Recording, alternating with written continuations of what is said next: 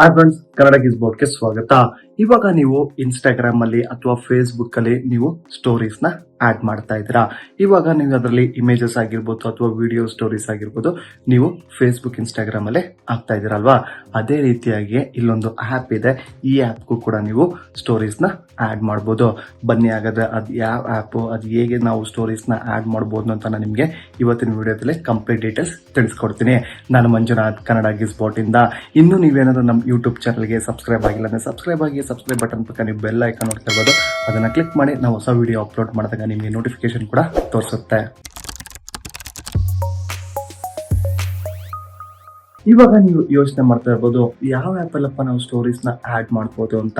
ಯಾವ ಆ್ಯಪ್ ಅಲ್ಲಿ ಅಂತಂದ್ರೆ ನೀವು ಇನ್ ಮುಂದೆ ಯೂಟ್ಯೂಬ್ ಅಲ್ಲಿ ಕೂಡ ನೀವು ಸ್ಟೋರೀಸ್ ನ ಆಡ್ ಮಾಡ್ಬೋದು.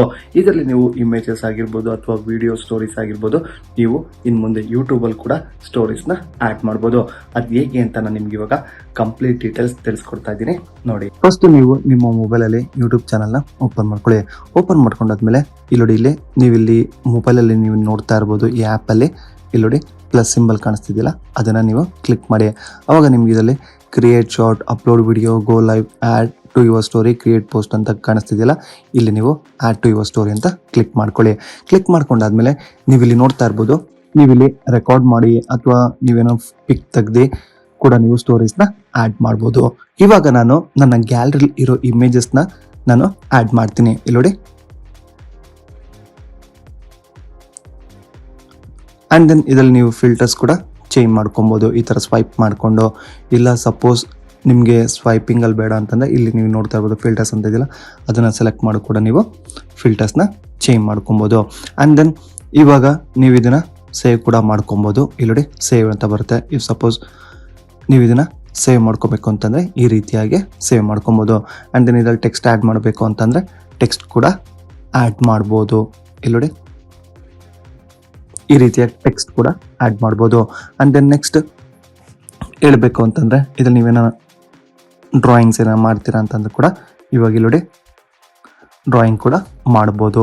ಆ್ಯಂಡ್ ದೆನ್ ನೆಕ್ಸ್ಟ್ ಹೇಳಬೇಕು ಅಂತಂದರೆ ನೀವು ಈ ನೆಕ್ಸ್ಟ್ ಅಂತ ಕೊಟ್ಟಾಗ ಇಲ್ಲಿ ಪೋಸ್ಟ್ ಯುವರ್ ಸ್ಟೋರಿ ಅಂತ ಬರುತ್ತೆ. ನೀವು ಇಲ್ಲಿ ಪೋಸ್ಟ್ ಅಂತ ಕ್ಲಿಕ್ ಮಾಡ್ತು ಅಂದರೆ ಪೋಸ್ಟ್ ಕೂಡ ಆಗುತ್ತೆ.